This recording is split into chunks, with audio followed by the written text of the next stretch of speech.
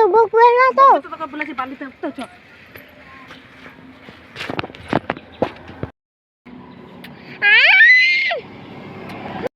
আসসালামু আলাইকুম রহমতুল্লাহি বারাকাতুহু। সবাই কেমন আছেন? আশা করি আল্লাহর রহমতে সবাই ভালো আছেন। আলহামদুলিল্লাহ আমিও ভালো আছি। আমার ইউটিউব ফ্যামিলিকে আমার আন্তরিক শুভেচ্ছা ও অভিনন্দন জানাই। তো আজকে আমি নতুন ভিডিও নিয়ে চলে আসলাম। আজকে হচ্ছে আমরা ঘুরতে যাচ্ছি। কোথায় যাচ্ছি সেটা আপনাদেরকে ভিডিও দেখতে হবে ইনশাল্লাহ। তো আমি সকাল সকাল বাচ্চাকে স্কুলে রেখে আসার পরে কিন্তু রান্না করে নিলাম। আলু সিদ্ধ ভাত আর পেঁয়াজটা পুড়িয়ে নিয়েছি। আর আমার ড্রেসগুলো কি পরে যাব সেটা রেডি করে নিয়েছি। আর আজকে যেহেতু আমি থাকবো না সারাদিন, তো ঈশানের জন্য এই সবগুলো নিয়ে এসেছি যাতে সারাদিন তার মায়ের সাথে কাটাতে পারে এবং তার মাকে জ্বালা যন্ত্রণা না করে, তার জন্য এসব নিলাম। আর এই যে বাচ্চাকে আর ঈশানকে বললাম যে আজকে যেহেতু আমি থাকবো না, আমি বাড়িতে না থাকলে সে বিছানার একদম ঠিক হয় না, তার জন্য আমি বললাম যে দাদার ঘরে মানে জুসগুলো, এক বোতল পানি সব কিছু রেখে এসো। তারপরে আমি রেডি হয়ে গেছি। লমারাও চলে এসছে, বড় মাও সবাই চলে এসছে আমাদের বাড়িতে। তো আমি ঈশানকে বললাম চলো বাসটা দেখে আসি রাস্তার ধারে। তো আমি হচ্ছে রাস্তার ধারে, এই যে বাসটা চলে গেল, এই বাসটাই কিন্তু আমাদেরকে নিয়ে যাবে। তো আমাদের সামনে হচ্ছে যে আরও মানে উঠবেন পিলখানাতে আর হচ্ছে কদম শরীফে।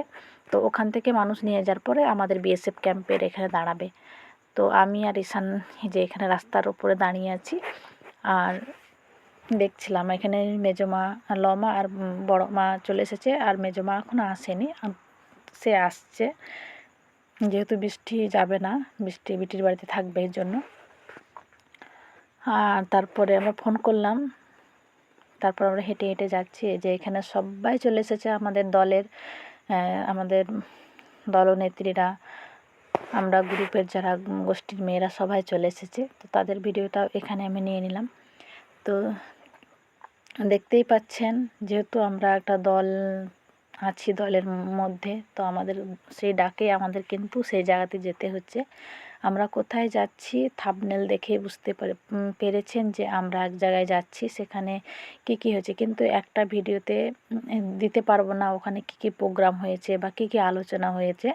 পরবর্তী আপনারা যদি যারা আমার এই ভিডিওটা দেখছেন, কি হয়েছে এবং গোষ্ঠী কেন করবেন বা গোষ্ঠীতে কেন যোগদান করবেন সেটা বলবো ইনশাল্লাহ। আমাদের বাসটা চলে এসেছে, যেহেতু এই বাসে আমরা সবাই উঠে পড়বো ইনশাল্লাহ।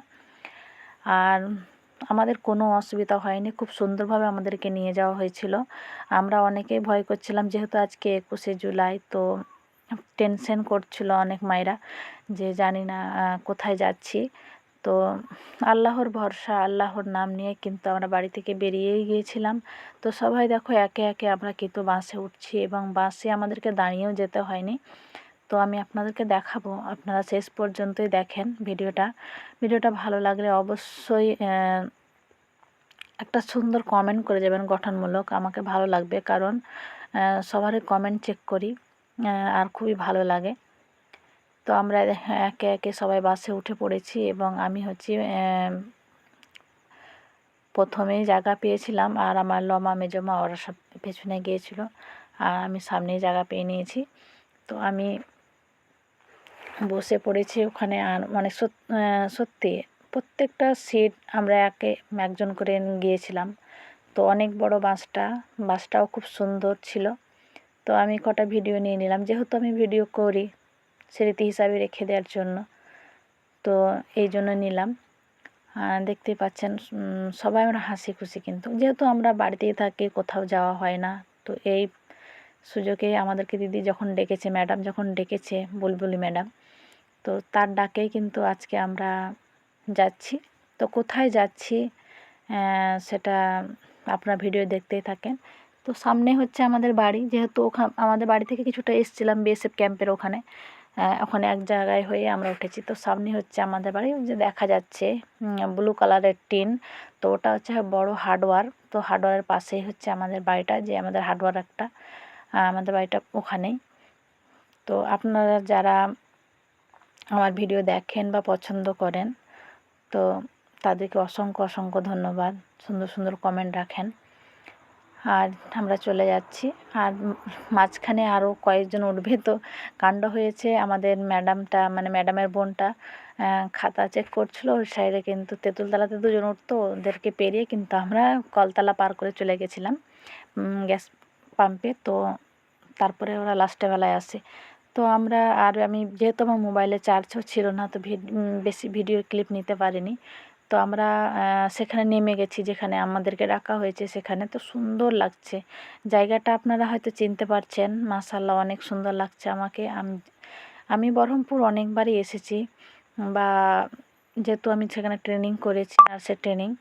তো যে রাস্তায় যেতাম আমরা, কি যেন গির্জামোড়, ওখানে নামতাম।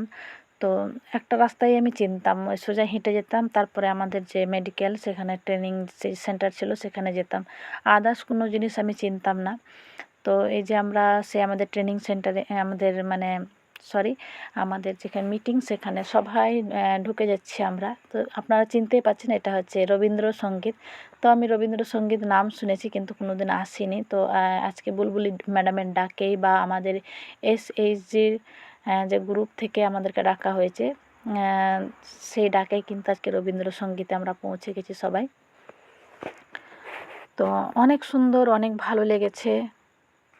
প্রোগ্রামটা খুব সুন্দর হয়েছে, কিন্তু একটা ভিডিওতে পুরোটা আমি দিতে পারবো না। দেখো আমরা কিন্তু অনেক মায়েরা, হাজার হাজার হাজার হাজার না, অনেক মেয়েরা এসেছি, অনেক মায়েরা এসেছি, অনেক বোনেরা এসেছে, সুন্দর লাগছিল।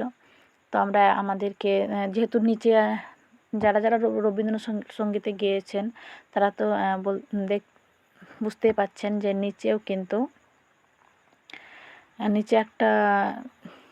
নিচে বসার জায়গা আছে, আবার উপরেও কিন্তু বসার জায়গা আছে।